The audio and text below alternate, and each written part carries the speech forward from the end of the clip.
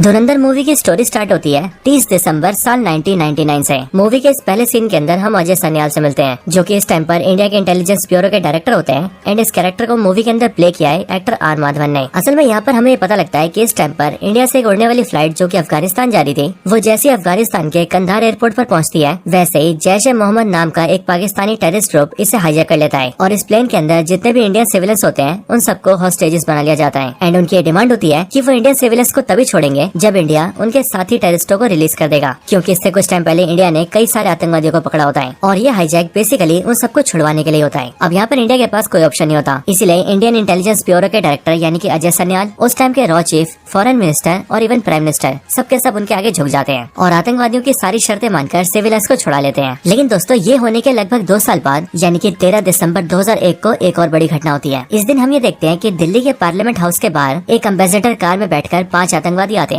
और वो full speed में पहले तो बैरिकेडिंग तोड़ते हैं एंड फिर पार्लियामेंट के अंदर घुसकर अपने वेपन से आसपास के सारे पुलिस ऑफिसर्स को मार देते हैं और फिर उसके बाद तो पूरे पार्लियामेंट के अंदर हाहाकार मचा देते हैं। हालांकि सही टाइम पर वहाँ पर अजय सन्याल आ जाते हैं एंड वो अपनी टीम के साथ मिलकर उन सारे आतंकवादियों को खत्म कर देते हैं। और जब ये सब होने के बाद इंडिया वाले इस सारे मुद्दे को यूनाइटेड नेशंस एंड यूएस के सामने उठाते हैं, तब तो ना ही इंडिया को यूनाइटेड नेशंस में हेल्प मिलती है, ना ही यूएस से हेल्प करता है और ना ही पाकिस्तान के खिलाफ अदर कंट्रीज इंडिया का साथ देती है। और रही बात पाकिस्तान की, तो उस टाइम पर यूएसए से लेकर बाकी सारी बड़ी कंट्रीज, इवन गल्फ की सारी कंट्रीज भी पाकिस्तान के सपोर्ट में होती हैं और इसीलिए पाकिस्तान के मल्टीपल अटैक्स करने के बाद भी इंडिया उन्हें कोई जवाब नहीं दे पाता है। लेकिन अब मानो पानी सर से ऊपर जा चुका था और अब इसीलिए इस पार्लियामेंट अटैक के बाद इंटेलिजेंस ब्यूरो के डायरेक्टर यानी कि अजय सन्याल, रॉ के डायरेक्टर, फॉरेन मिनिस्टर और ऐसे बाकी सारे लोग मिलकर एक हाई लेवल की मीटिंग करते हैं और उस मीटिंग के अंदर ये तय किया जाता है कि अब पाकिस्तान को अंदर से वीक करने का और इंडिया को उससे बचाने का सिर्फ एक ही तरीका है एंड वो तरीका है मिशन धुरंधर। अब दोस्तों, ये जो मिशन धुरंधर है ये बेसिकली इंडिया का एक ऐसा मास्टर प्लान है जिसका इस्तेमाल करके इंडिया वाले अपने एक सबसे काबिल एजेंट को पाकिस्तान के अंदर भेजेंगे और फिर उसके इस्तेमाल से पाकिस्तान को इंटरनली वीक करेंगे। और फिर इसीलिए जैसे इस मीटिंग में मिशन धुरंधर को मंजूरी मिलती है, वैसे ही मानो ये मिशन स्टार्ट कर दिया जाता है और इस हमजा अली को सबसे पहले अफगानिस्तान भेजा जाता है। देन उसके बाद वो अपनी आइडेंटिटी एक बलूचिस्तान वाले की बनाता है और उसके जरिए पाकिस्तान में एंटर होता है। अब हमजा अली जैसे पाकिस्तान के अंदर एंटर होता है, वैसे वो एंटर होते ही सीधा कराची में आता है और कराची के अंदर भी वो सीधा लियारी में आता है। अब दोस्तों, ये जो लियारी है ये कराची के अंदर एक काफी पॉपुलर टाउन है और अब क्योंकि ये लियारी टाउन मूवी के लिए सबसे ज्यादा इम्पोर्टेंट है, इसीलिए आप इस टाउन के बारे में ध्यान से जानना। अब रणवीर सिंह जैसे लियारी टाउन के अंदर आता है, वैसे वो वहाँ पर एक इंडिया के दूसरे एजेंट से मिलता है, जो एजेंट काफी सालों से यहाँ पर एक जूस की दुकान चला रहा था और उस एजेंट के साथ यहाँ पर 2-3 एजेंट्स और थे जो कि सब मिलकर काम किया करते थे और यहाँ से मिलने वाली सारी इन्फॉर्मेशन वो इंडिया तक पहुँचाते थे। लेकिन अब ये सब लोग धुरंधर मिशन को पूरा करने के लिए हमजा की हेल्प करेंगे। अब यहाँ पर जब हमजा इस दूसरे एजेंट से मिलता है, यानी कि जो कि पाकिस्तान में यहाँ पर जूस की दुकान चला रहा है, तब उससे मिलने के बाद वो हमजा की हेल्प करता है और उसने बेसिकली सालों से इस पूरे टाउन के बारे में क्या क्या जाना है वो सारी बातें हमजा को बताता है। वो हमजा को बताता है कि हमने इस पूरे मिशन के लिए पाकिस्तान के इस लियारी टाउन को इसलिए चुना है क्योंकि ये पूरा लियारी टाउन अपने आप में एक अलग ही साम्राज्य है और इसीलिए जो इस पूरे लियारी को रूल करता है उसका राज पूरे कराची पर होता है और जो पूरे कराची को रूल करता है उसका राज पूरे पाकिस्तान पर होता है। एंड इसीलिए लियारी पर जिसकी पकड़ उसकी पकड़ पूरे पाकिस्तान पर। ये एजेंट रणवीर सिंह को यानी कि हमजा को ये बताता है कि इस पूरी लियारी के अंदर टोटल 3 डॉन है, जिन तीनों डॉन के नाम है अरशद पप्पू, बाबू डकैत और तीसरा रहमान डकैत, जिसे रहमान बलोच भी कहा जाता है। और वो इसीलिए क्योंकि तीसरा डॉन यानी कि रहमान बलोच एक बलूचिस्तान फैमिली से बिलोंग करता है और इसीलिए रहमान बलोच बलूचिस्तान के लोगों को सपोर्ट करता है और हमेशा उन्हीं के हक की बात करता है। बाकी दोस्तों, जो रहमान बलोच है जिसे रहमान डकैत भी कहा जाता है, वो दूसरे डॉन यानी कि बाबू डकैत का नाजायज बेटा है। लेकिन बड़े होकर जैसे रहमान डकैत को ये पता लगा कि बाबू डकैत उसका नाजायज बाप है, वैसे ही उसने अपनी मदर को जान से मार दिया। बाकी दोस्तों, इस पूरी लियारी टाउन के अंदर जो रहमान डकैत है वो पूरे 1/3 हिस्से को रूल करता है और बाकी बचे हुए 2/3 हिस्सों को रूल करते हैं बाबू डकैत और अरशद पप्पू। और रहमान डकैत से निपटने के लिए ये बाबू डकैत और अरशद पप्पू दोनों मिलकर काम करते हैं। अब यहाँ लियारी के अंदर हमजा का ये प्लान होता है कि अब क्योंकि वो एक बलूच बनकर आया है, इसीलिए वो रहमान डकैत की गैंग में घुसेगा और गैंग में घुसने के लिए उसे बहुत ही जल्दी मौका भी मिलने वाला है। अब ऐसा इसीलिए क्योंकि रहमान डकैत के 2 बेटे हैं, एक बेटा 8 से 10 साल का है और दूसरा बेटा 19-20 साल का है। और ये जो रहमान डकैत का बड़ा बेटा है, इसके दोस्त की कुछ ही दिन बाद शादी होने वाली है और अब क्योंकि शादी में रहमान डकैत का बेटा शामिल होने वाला है, इसीलिए अरशद पप्पू और बाबू डकैत का ये प्लान है कि वो अपने आदमियों को भेजकर रहमान डकैत के बड़े बेटे को जान से मार देंगे। अब इंडिया के एजेंट्स इस बारे में सबको जान जाते हैं और इसीलिए उन्हें पता होता है कि कि कुछ दिनों बाद होने वाली शादी में रहमान डकैत के बड़े बेटे को मारा जाएगा। और फिर इसीलिए हमजा और बाकी एजेंट्स ये प्लान करते हैं कि वो लोग उसी फायरिंग के अंदर रहमान डकैत के बड़े बेटे की जान बचाएंगे और ये चीज दिखाकर रहमान डकैत के सामने हीरो बन जाएंगे। यानी कि ऐसा करके वो लोग रहमान डकैत का भरोसा जीत लेंगे और उसकी गैंग में बड़े आराम से शामिल हो जाएंगे। अब इसके बाद जिस दिन शादी होती है उस दिन हमजा और बाकी सारे एजेंट्स उस शादी के अंदर वेटर का काम करते हैं, क्योंकि उन्हीं की दुकान को वहाँ पर खाने का कॉन्ट्रैक्ट मिला होता है। और फिर इसीलिए उसके कुछ टाइम बाद ही रहमान डकैत के बेटे की एंट्री होती है। लेकिन हमजा और बाकी एजेंट्स देखते हैं कि वहाँ पर रहमान डकैत का बेटा अकेला नहीं आया, बल्कि वो वहाँ पर अपने छोटे भाई को भी लाया होता है। और इसीलिए हमजा और बाकी एजेंट्स ये सोचकर परेशान हो जाते हैं कि अब जो फायरिंग होने वाली है उसमें दोनों बेटों को कैसे बचाया जाए। हालांकि उनके इतना सोचते ही वहाँ पर कई सारे गनमैन आते हैं जो कि एक्चुअल में बाबू डकैत और अरशद पप्पू के आदमी होते हैं और वो पूरी शादी के अंदर फायरिंग स्टार्ट कर देते हैं। लेकिन हमजा और उसके एजेंट्स मिलकर रहमान डकैत के दोनों बेटों को बचा लेते हैं। लेकिन तब भी एट द एंड वो सारे गुंडे मिलकर रहमान डकैत के बड़े बेटे को गोलियों से छन्नी कर देते हैं और उसे जान से मार देते हैं। अब ये देखकर हमजा और बाकी एजेंट्स को कुछ समझ नहीं आता, क्योंकि उनका पूरा मिशन फेल हो चुका था। क्योंकि उनका तो प्लान यही था कि रहमान डकैत के बड़े बेटे पर जब हमला हो तब वो लोग उसे हमले से बचा ले और रहमान डकैत के सामने भरोसा जीत ले। लेकिन यहाँ पर वो लोग रहमान डकैत के बड़े बेटे को बचाने में फेल हो चुके हैं। लेकिन अब इसके बावजूद भी हमजा हार नहीं मानता और वो नया तरीका निकालता है। अब एक्चुअली में उसने छोटे बेटे की जान तो बचाई होती है और अब इसीलिए वो छोटे बेटे के सामने ये तमाशा करता है कि वो बड़े बेटे की जान बचाने की कोशिश कर रहा है। वो जल्दी से बड़े बेटे की लाश को उठाता है और उसे हॉस्पिटल लेकर जाता है एंड डॉक्टर्स के सामने चिल्लाते हुए कहता है कि जल्दी से वो लोग इसका इलाज कर दें। लेकिन एज ऑफ कोर्स उसकी जान चली जाती है। अब रहमान डकैत को जैसे इस बारे में पता लगता है वैसे वो अपने आदमियों के साथ सीधा हॉस्पिटल आता है और हॉस्पिटल आकर वो सबसे पहले अपने छोटे बेटे से मिलता है, जिसके बाद ही उसका छोटा बेटा उसे सारी कहानी समझाते हुए कहता है कि जब उसके और उसके बड़े भाई पर हमला हुआ तब हमजा नाम के इस आदमी ने हम दोनों की जान बचाने की कोशिश की और जब बड़े भाई को गोली लगी तो यही हॉस्पिटल लेकर भी आया। इन बातों को सुनने के बाद रहमान डकैत पहले तो अपने बेटे की लाश देखता है और उसे देखकर काफी रोता है। लेकिन फिर उसके बाद वो हमजा से मिलता है और अपने छोटे बेटे की जान बचाने के लिए उसे शुक्रिया अदा करते हुए कुछ पैसे देने की कोशिश करता है। लेकिन हमजा पैसा लेने से मना करता है और वो रहमान डकैत से कहता है कि वो उसे अपना हीरो मानता है। असल में वो भी रहमान डकैत की तरह एक बलूच है और जिस तरह से रहमान डकैत बाकी सारे बलूचों के हक के लिए खड़ा होता है वो देखकर हमजा को बहुत ही ज्यादा अच्छा लगता है और इसलिए वो भी रहमान डकैत की गैंग में आना चाहता है और उसके साथ काम करना चाहता है। अब दोस्तों हमजा ने अब तक जो भी कुछ किया था उससे उसने रहमान डकैत का भरोसा तो जीत ही लिया था, साथ ही उसने पैसे न लेकर रहमान डकैत को ये भी दिखा दिया कि उसे पैसों का कोई लालच नहीं है। एंड अब इसीलिए रहमान डकैत हमजा को गैंग में शामिल कर लेता है और उसे धीरे धीरे करके अपने गैंग की सारी जानकारी देने लगता है। लेकिन दोस्तों अब यहीं पर ही रहमान डकैत ये प्लान करता है कि अब वो बाबू डकैत को जान से मार देगा, क्योंकि उसी के आदमियों ने उसके बड़े बेटे की जान ली है। लेकिन दोस्तों रहमान डकैत कुछ करता कि उससे पहले हम ये देखते हैं कि उसी हॉस्पिटल के अंदर रहमान डकैत से मिलने के लिए लियारी टाउन का पॉलिटिशियन आता है और ये पॉलिटिशियन बेसिकली वहाँ का MP MLA टाइप का होता है और इस पॉलिटिशियन ने इस पूरे लियारी टाउन के अंदर रहमान डकैत को अपना सपोर्ट दिया होता है। ये यहाँ पर आकर रहमान डकैत के बेटे की लाश देखता है और रहमान डकैत को भरोसा देता है और उसके साथ ही वो रहमान डकैत को ये भी समझाते हुए कहता है कि अभी इलेक्शंस बहुत पास आने वाले हैं, इसलिए अभी वो कोई भी कदम न उठाए और बाबू डकैत के ऊपर कोई अटैक न करे, क्योंकि ऐसा करने की वजह से इलेक्शंस में वो हार सकता है और अगर इलेक्शंस में वो हार गया तो फिर रहमान डकैत का भी काफी नुकसान होगा। अब दोस्तों ये बात बोलकर वो पॉलिटिशियन रहमान डकैत को रोक तो देता है, लेकिन फिर इसके बाद से रहमान डकैत हर रोज अपने आप में ही जलने लगता है और वो ये सोचने लगता है कि वो कैसे अपने बेटे की मौत का बदला लेगा। अब ऐसे एक दिन गुस्से में आकर रहमान डकैत अपने सारे आदमियों को बिठाता है, जिसमें हमजा भी शामिल होता है और फिर वो उन सबसे कहता है कि अभी हमें क्या करना चाहिए, क्या हमें बाबू डकैत से बदला लेना चाहिए या फिर नहीं। ये बात सुनकर रहमान डकैत के सारे आदमी उसे रुकने के लिए कहते हैं और वो रहमान से कहते हैं कि इलेक्शन होने दिया जाए, उसके बाद ही कोई कदम उठाया जाए, क्योंकि उनके लिए इलेक्शन जीतना काफी ज्यादा जरूरी है। अगर वो लोग इस टाइम पर कुछ भी करते हैं तो इलेक्शन में उनकी हार हो सकती है, यानी उनके नेता की हार हो सकती है, जिस वजह से न सिर्फ उनका सपोर्ट छिनेगा बल्कि उनकी फंडिंग भी रुक जाएगी। लेकिन दोस्तों इन सबके बाद रहमान डकैत हमजा से पूछता है कि आखिरकार उन्हें क्या करना चाहिए, जो सुनकर हमजा सबसे अलग जवाब देता है और वो रहमान डकैत से कहता है कि अगर मैं आपकी जगह होता तो मैं अपने बेटे की मौत का बदला जरूर लेता। असल में बाबू डकैत ने इस टाइम पर जो भी कुछ किया है वो उसने सोच समझ कर किया है। उसने इलेक्शंस के ठीक पहले आपके बेटे की जान ली है ताकि आप ये सोचकर बैठ जाएं कि इलेक्शंस आने वाले हैं और आप उस पर हमला न करें। लेकिन मैं कहूँ तो यही आपकी भूल होगी, क्योंकि एक्चुअली में इस टाइम पर वो बेफिक्र होगा और उसे अंदाजा भी नहीं होगा कि आप उस पर हमला कर सकते हैं। इसके साथ ही रही बात इलेक्शंस को जीतने की, तो अगर आप उस पर हमला नहीं करते हैं तो इलेक्शंस तो आप वैसे भी हार जाएंगे। और ऐसा इसीलिए क्योंकि आपके बेटे की जान लेकर और आपको इस तरह इलेक्शंस तक चुप बिठाकर उसने साबित कर दिया है कि बाबू डकैत रहमान डकैत से काफी ज्यादा पावरफुल है और रहमान डकैत के अंदर अब कोई पावर नहीं बची। और इसीलिए अगर आप मेरी माने तो आपको बाबू डकैत को इसी टाइम पर खत्म करना चाहिए, जिससे कि न सिर्फ आपका बदला पूरा होगा बल्कि पूरी लियारी के अंदर ये मैसेज जाएगा कि इस पूरे रीजन में रहमान डकैत से ऊपर कोई भी नहीं है। अब रहमान डकैत हमजा की बात से एग्री होता है और इसलिए वो प्लान करता है कि अब वो बाबू डकैत एंड उसकी पूरी गैंग पर अटैक करेगा और उन सबको खत्म करेगा। अब ऐसा करने के लिए वो लोग पूरी प्लानिंग करते हैं और बारी बारी करके बाबू डकैत के सारे बंदों की फील्डिंग सेट करते हैं एंड फिर एक ही बार में वो सारे के सारे आदमियों को खत्म करते हैं। और रही बात बाबू डकैत की, तो उसे हमजा, रहमान डकैत और रहमान डकैत का खास आदमी जो कि उसका कजन भी होता है जिसका नाम उजैर होता है, वो सब मिलकर उसे खत्म करते हैं, जिसमें कि वो सब लोग बाबू डकैत को टक्कर मार के नीचे गिराते हैं और फिर रहमान डकैत बाबू डकैत को लोहे से पीट पीट कर जान से मार देता है और फिर इस तरह से रहमान डकैत अपने बेटे की मौत का बदला लेता है। अब इसके बाद ही इलेक्शंस होते हैं और इलेक्शंस में हम ये देखते हैं और उस पूरे इलेक्शंस के अंदर इस पॉलिटिशियन की, जिसका नाम जमील जमाली है, वो पूरे बहुमत के साथ जीत जाता है। लेकिन दोस्तों जब पॉलिटिशियन जमील जमाली की जीत होती है और उसे उसकी विक्ट्री स्पीच के लिए बुलाया जाता है, तब उस टाइम पर पब्लिक को देखकर वो ये समझ जाता है कि लियारी की जितनी भी जनता है वो उससे ज्यादा रहमान डकैत को पसंद करती है, और इसीलिए अगर कल को रहमान डकैत पॉलिटिक्स में आ गया तो फिर उसकी कुर्सी खतरे में आ सकती है। अब दोस्तों रहमान डकैत इस टाइम पर काफी ऊपर आ चुका था, क्योंकि उसने अपने दो दुश्मनों में से एक बाबू डकैत को खत्म कर दिया था। वो पूरे लिहारी का सबसे बड़ा डॉन बन चुका था, और साथ ही साथ उसकी पॉपुलैरिटी भी इतनी ज्यादा बढ़ चुकी थी कि वो बड़े आराम से अब नेता भी बन सकता था। इसके साथ ही रही बात हमजा की, तो अब हमजा रहमान डकैत का सबसे खास बन चुका था। लेकिन हमजा जो कि अपने मिशन पर था, उसे हम ये देखते हैं कि वो पॉलिटिशियन जमील जमाली के इसी विक्ट्री स्पीच के मौके पर उसकी बेटी से मुलाकात करता है, और वो धीरे धीरे करके उसे इम्प्रेस कर लेता है, क्योंकि हमजा ये जानता था कि पॉलिटिशियन जमील जमाली की जो बेटी है वो उसके मिशन में उसके काफी काम आ सकती है। अब दोस्तों इन सब के बाद पॉलिटिशियन जमील जमाली को जिस बात का डर होता है वही होता है, यानी कि पाकिस्तान के जो बड़े बड़े बिजनेसमैन अपने फायदे के लिए जो अब तक जमील जमाली को सपोर्ट किया करते थे, वो अब रहमान डकैत से मुलाकात करते हैं और उसे सपोर्ट करने की बात करते हैं, क्योंकि अब पूरे लिहारी के अंदर रहमान डकैत से ज्यादा पकड़ और किसी की मजबूत नहीं है, पॉलिटिशियन जमील जमाली की भी नहीं। लेकिन दोस्तों जैसी जमील जमाली को ये बात पता लगती है, वैसे उसके मन में रहमान डकैत के लिए बहुत ज्यादा नफरत भर जाती है, और वो कुछ भी करके रहमान डकैत को दबाने की कोशिश में लग जाता है। अब इसके बाद रहमान डकैत और इन दोनों बिजनेसमैन की मीटिंग फिक्स होती है, जहाँ पर हमें पता लगता है कि ये दोनों बड़े बिजनेसमैन भाई है, जिन्हें कहा जाता है खन्नानी ब्रदर्स। ये दोनों एक्चुअली में पाकिस्तान में काफी उल्टे सीधे काम करते हैं और इन तरीकों से काफी पैसा कमाते हैं, जैसे कि हवाला के जरिए ब्लैक मनी को व्हाइट करना और फेक इंडियन नोट्स को छापकर इंडिया में सप्लाई करना। हालांकि दोस्तों इन सब के बीच हम ये भी नोटिस करते रहते हैं कि जो रणवीर सिंह है यानी कि हमजा,